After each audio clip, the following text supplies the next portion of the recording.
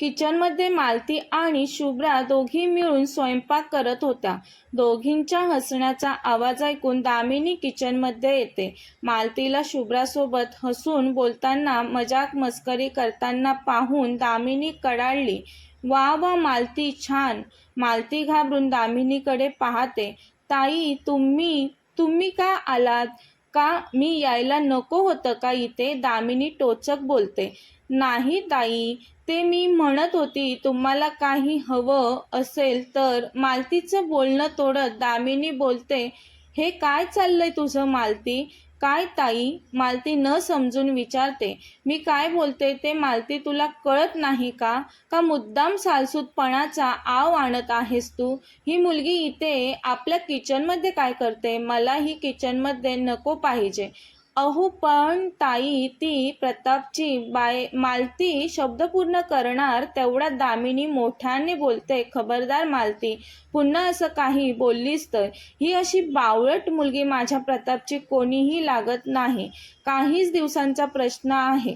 प्रतापचं काहीतरी काम अडवून ठेवलंय हिच्या बापाने, म्हणून तो हिला आपल्या घरी घेऊन आलाय. सोडेल तो हिला लवकरच. दामिनी शुभ्राकडे पाहत म्हणते. ए मुली, तू अजून इथेच उभी आहेस? कळत नाही का तुला इथून जाण्याचं? तू किचनमध्ये पुन्हा पाऊल ठेवलंस तर खबरदार, तुझी माझ्याशी गाठ आहे. शुभ्रा तिथून जाऊ लागते. लायकी नसताना माझ्या घरात राहायला भेटतं हिला. हिच्या भिकारड्या बापामुळे ही व्याध अजून किती दिवस सहन करावे लागते कुणास ठाऊक. दामिनी स्वतःशी बोलते.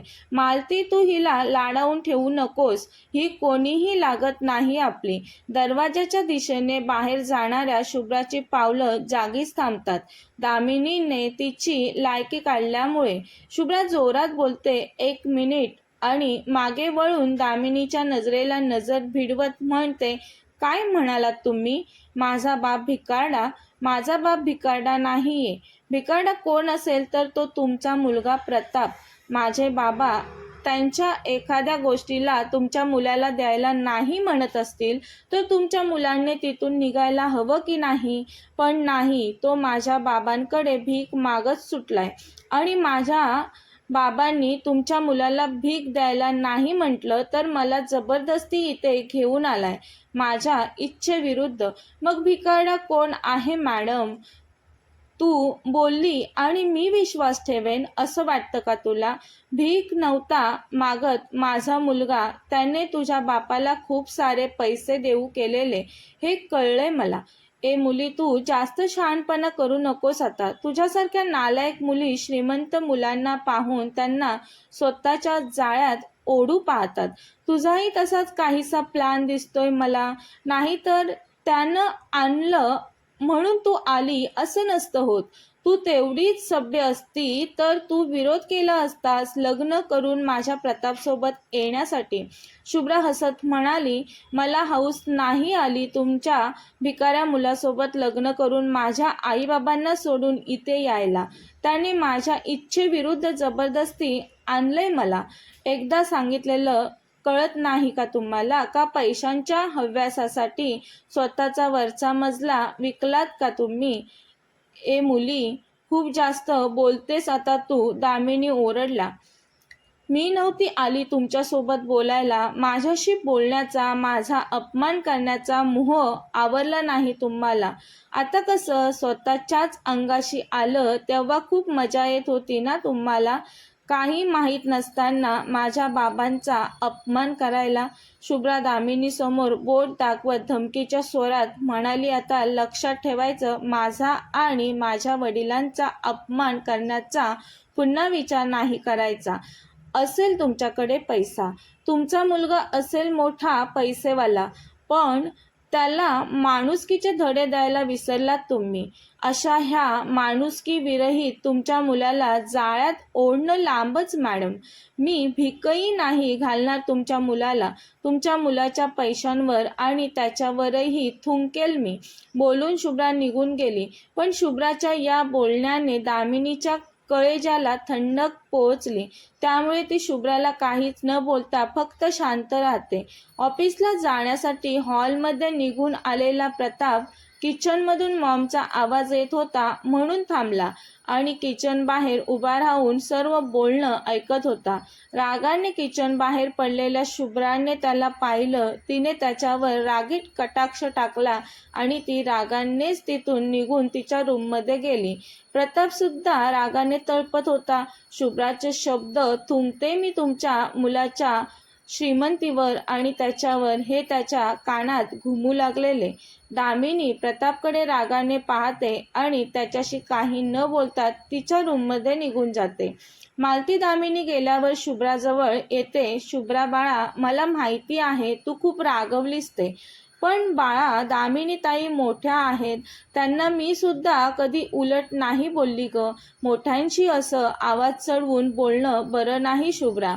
मालती घरातील वातावरण बिघडू नये म्हणून समजवत होती शुभ्राला. आंटी त्या मोठ्या आहेत तर त्यांनी सुलट बोलायला हवं ना. पाहिलंत ना माझ्याशी कसं उलट बोलत होत्या त्या. हो ग शुभ्रा, मालती बोलते ताईचं चुकलंच, पण तरीही आंटी तरीही काय, मी त्यांच्याशी सुलट बोलावं अशी कशी अपेक्षा करता तुम्ही माझ्याकडून. मला नाही जमणार ते. माझ्या आई वडिलांनी कधी तू अन्याय सहन करत बस असं नाही शिकवलं. उलट त्यांनी नेहमीच अन्यायाविरुद्ध लढायला, त्याला वाचा फोडायला शिकवलंय मला. इथे अन्याय माझ्यावर आणि माझ्या घरच्यांवर होत असताना मी गप्प बसायचं. शुभ्रा मालतीवर तिरपा कटाक्ष टाकून म्हणाली आणि तोंड फिरवून बसली. तेवढ्यात प्रताप तिथे आला. ए मुली, खूपच चुरूचुरू बोलत आहेस तू. काकी तू हिला अजिबात डोक्यावर चढवून ठेवू नकोस. आणि हे काय काकी, तो शुभ्राकडे पाहत काकीला विचारतो. काकी न समजून काय रे प्रताप विचारते. हिने सणाचे कपडे घातलेत. कोणी दिले हिला सणाचे कपडे घालायला? तूच दिलेस ना काकी. मालती शांत उभी असते काही न बोलता. लायकी आहे का हिची असे ब्रँडेड कपडे घालण्याची? हिच्या सारख्यांना काकी असे ब्रँडेड कपडे पाहायला सुद्धा मिळत नाहीत. शुभ्रा रागाने म्हणते, ए भिकाऱ्या, काय समजतोस काय तू स्वतःला? लोकांना लुबाडून ब्रँडेड कपड्यांचा रुबाब दाखवतोस माझ्यावर. नसतील माहीत मला ब्रँडेड कपडे, पण तुझ्यासारखं कोणालाही लुबाडण्याचं काम नाही करत मी. माझी लायकी काढतोस, तुला तर तीही नाही. प्रताप रागाने शुभ्रासमोर येऊन तिचं तोंड त्याच्या हातात जोरात आवळतो. खूप बोलायचं सुचतंय काय तुला? तिचं तोंड जास्तच आवळत म्हणतो, बोल ना आता बोल. शुभ्रा त्याच्या तावडीतून सुटण्याचा प्रयत्न करत असते. मालती बोलते, प्रताप सोड तिला. अरे दुखेल तिला. काकी तू जा इथून, प्रताप बोलतो. अरे पण मालती बोलत असते तर प्रताप मोठ्याने बोलतो, काकी जा इथून, मी पाहतो हिच्याकडे. ए भिकाऱ्या सोड मला, शुभ्रा पुन्हा बोलते. काकीशी बोलताना प्रतापची तिच्या तोंडावरची पकड थोडी सैल झाली तेव्हा तिच्या तोंडून स्वतःसाठी भिकाऱ्या ऐकून प्रताप खूप चिडला. माझ्याशी कधीही कोणीच या भाषेत बोललं नाही. तुला जास्त माज आहे. थांब, मी तुझा माज उतरवतो आता. त्याने तसंच तिला मागे ढकलत नेलं आणि भिंतीत जोरात दाबलं. तिचं तोंड घट्ट आवळत बोलतो, माझ्याशी बोलताना भान ठेवून बोलायचं. यापुढे जर पुन्हा अशी चुरू चुरू बोललीस ना तर मी कसलाच विचार न करता तुझ्या आई वडिलांना ढगात पाठवेन आणि त्यांचं नखही तुझ्या नजरेस पडणार नाही अशी व्यवस्था करेल. मगाचपासून रागात शुभ्रा बरंच काही बोललेली, पण आईबाबांचा विचार करणं विसरलेली. प्रतापच्या तोंडून आईबाबांचं नाव ऐकताच ती घाबरली. आता रागाच्या भरात प्रतापच्या डोळ्यात रोखून पाहणारे तिचे डोळे तिच्या डोळ्यांच्या पापण्या खाली झुकल्या लगेच आणि डोळ्यातील पाणी टचकन गालावर आलं.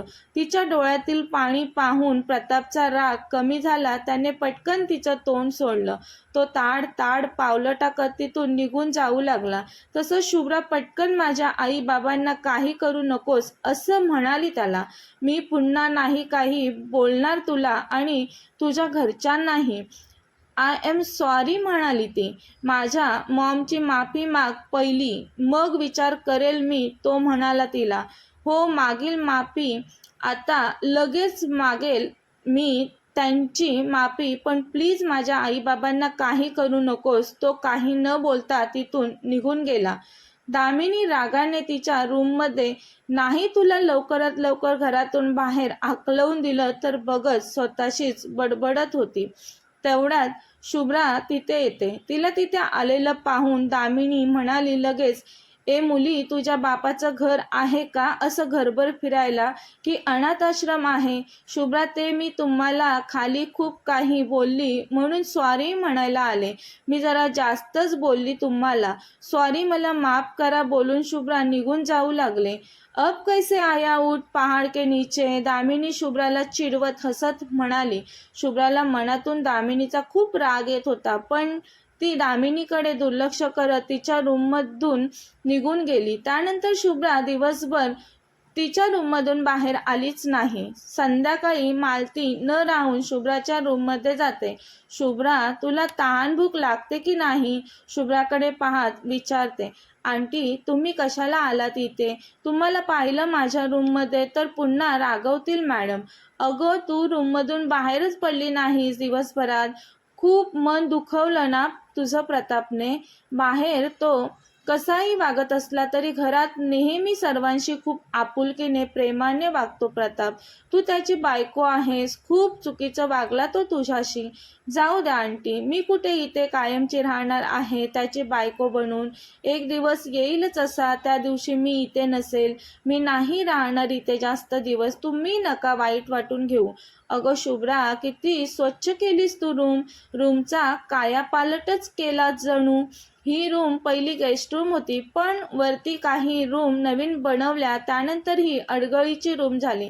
पण ही रूम पुन्हा पूर्वीसारखी छान दिसायला लागली आहे. तुला सांगायला आलेली, प्रतापचा फोन आलेला मला. त्याने तुझ्यासाठी ऑनलाईन शॉपिंग केले. हे घे, हे ठेव तुझ्याजवळ. तुझ्यासाठी आहे हे सगळं, मालती म्हणाली. तशी शुभ्रा, नको मला काहीच आंटी यातलं.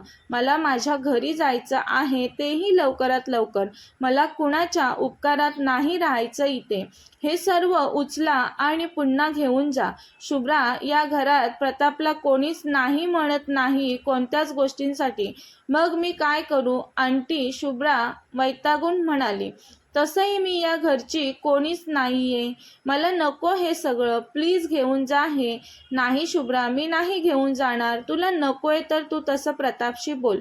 असू दे, हे ठेवून घे. मी येते आता बोलून मालती उठते आणि जाता जाता बोलते, तुझ्यासाठी मेडकडे काहीतरी खायला पाठवते. खाऊन घे थोडं.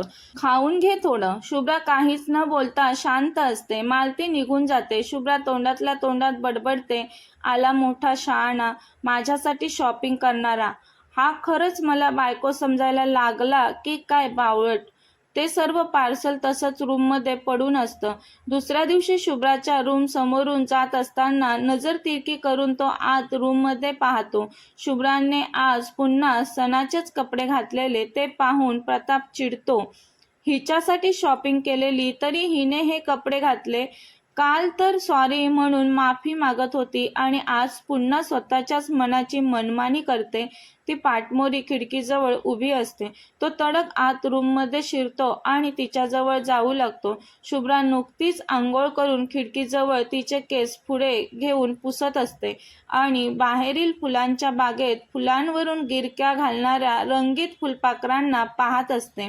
प्रताप अगदी शुभ्राच्या जवळ येतो आणि तो काही बोलणार तेवढ्यात शुभ्रा वळून केसही मागे करते. तिच्या ओल्या केसांमधील पाणी प्रतापच्या चेहऱ्यावर उडतं आणि तो रागाने शी बोलत मागे होऊन त्याच्या चेहऱ्यावरील पाणी हाताने पुसत तिच्याकडे पाहतो. तिच्या सुंदर चेहऱ्याकडे पाहतच राहतो तो. ती खवळते. काय काम होतं बोलते तुझं माझ्याकडे? तू आत का आलास तेही असं आवाज न करता? तू सणाचा ड्रेस का घातलास? मी तुझ्यासाठी काही कपडे कालच पाठवलेत. त्यातील कपडे तू आज घालायला हवे होतेस. का नाही घातलेस? बोलत प्रतापने नजर सर्व रूमवर फिरवली. अडगळीची रूम आता छान साफसुथरी दिसत होती. रूम एकदम टकाटक केलेस बायको तू. चांगलीच शोभतेस मेड. इथेच राहण्याचा विचार आहे की काय तुझा? तो तिच्या थोडं जवळ येत म्हणाला. लवकरात लवकर तुझ्या बापाला पेपर्सवर सही करायला सांग. शॉपिंग केलेल्या पिशव्यांजवळ जात तो पिशव्या खोलू लागतो. हा घे फोन तुझ्यासाठी. या फोनवरून फक्त तुझ्या आई बाबांना फोन करायचा. चालू कर आणि त्यांना विचार पेपर्सवर कधी सही करता येते. नाही नको मला फोन. मला दुसऱ्यांकडून काही घेण्याची सवय नाही. माझ्या आईबाबांनी तशी वेळच कधी येऊ दिली नाही माझ्यावर. मग आता ही वेळ कोणामुळे आले तुझ्यावर? तो तिच्या सुंदर चेहऱ्यावर नजर रोखत म्हणाला. तुझ्यामुळे आले. ती रागाने बोलते. आवाज खाली तो म्हणतो मुकाट्याने, आता लगेच मी तुला दिलेले कपडे घालून बाहेर यायचं. मी वाट पाहतोय बाहेर तुझी. नाहीतर तुझ्या बाबांना मी तो बोलतच असतो तर ती घालते मी कपडे पटकन बोलते. प्रताप लगेच बाहेर जातो. तशी शुभ्रा पाहते तर प्रतापने तिच्यासाठी काही साड्या, त्यावर मॅचिंग ब्लाऊज आणि मॅचिंग ज्वेलरी देखील खरेदी केलेली. शुभ्रा पटकन साडी नेसून केस मोकळे सोडून तशीच पटकन बाहेर येते. गुलाबी कलरची साडी तिने नेसलेली. तो तिची वाट पाहत हॉलमध्ये बसलेला. ती समोरून येताच तिचं सुंदर रूप पाहून तो भारावून जातो. गुलाबाच्या फुलांसारखी ताजी तवाणी टवटवीत दिसत होती ती. अजिबात मेकअप केला नव्हता तिने. एकदम साधी सिंपल होती ती. तिचं नैसर्गिक सौंदर्य पाहून तो तिच्याकडे नजर न हटवता पाहतच राहतो. ती त्याच्याकडे न पाहता खाली मान घालून काही अंतरावर उभी राहते. मनात त्याला खूप साऱ्या शिव्या घालत असते. आई बाबांची धमकी देऊन स्वतःच्या इशाऱ्यावर नाचवतोय मला बोलते. प्रतापने सुंदर मुली पाहिलेल्या आणि कित्येक मुलींसोबत त्याने रात्रसुद्धा घालवलेली, पण ती फक्त त्याची गरज होती. त्यासाठी तो पैसे देत असे आणि पुन्हा त्या मुलींची त्याचं काही देणं घेणं नसायचं. पण शुभ्राकडे पाहिलं, तिच्याजवळ गेलं की त्याला वेगळीच फिलिंग येत होती. आवडू लागलेली त्याला ती. पण त्याच्या मनाकडे तोच दुर्लक्ष करत होता. त्याला लग्न बायको या भानगडीत कधीच पडायचं नव्हतं. पण आत्ताचा तिचा फ्रेश आणि टवटवीत लूक पाहून तो तिच्याकडे आकर्षित होत होता. तो मनात बोलतो, हा चंद्र तर आकाशातील पौर्णिमेच्या चंद्रापेक्षा खूपच सुंदर आहे. मास्तराने कुठे लपवून ठेवलेली ही चंद्राची कोर. किती दिवस लपवणार होता मास्तर या चंद्राच्या कोरीला? शेवटी प्रताप मुजुमदारच्या नजरेस पडलीच. विचार करून प्रताप तिरकस हसला. तो एकटक खाली मान घालून समोर अवघडून उभ्या असलेल्या शुभ्राकडे पाहत होता. तिने गुलाबी कलरची साडी नेसून काही केस पुढे घेतलेले. तो समोर होता म्हणून अवघडून ती तिच्या समोरच्या केसांमधून हात फिरवत होती. प्रतापची नजर तिच्या लांबसडक मोकळ्या केसांवरून फिरत होती, तसेच तिच्या प्रमाणबद्ध देहावरूनही. ती सुंदर आहे हे पहिल्यांदा फोटोत पाहिल्यावरच कळलेलं त्याला. पण पंजाबी ड्रेसमध्ये ती छोटीशी दिसत होती. साडीतील तिची अदा, तिचं सुंदर रूप पाहून तो आता घायाळ झालेला. कथेचा पुढील भाग पाहण्यासाठी चॅनलला सबस्क्राईब करा. कथा आवडल्यास लाईक, शेअर आणि कॉमेंट करायला विसरू नका. कथेचे यापूर्वीचे सर्व एपिसोड प्लेलिस्टमध्ये सेव्ह आहेत. पाहिले नसतील तर कृपया पहा. धन्यवाद.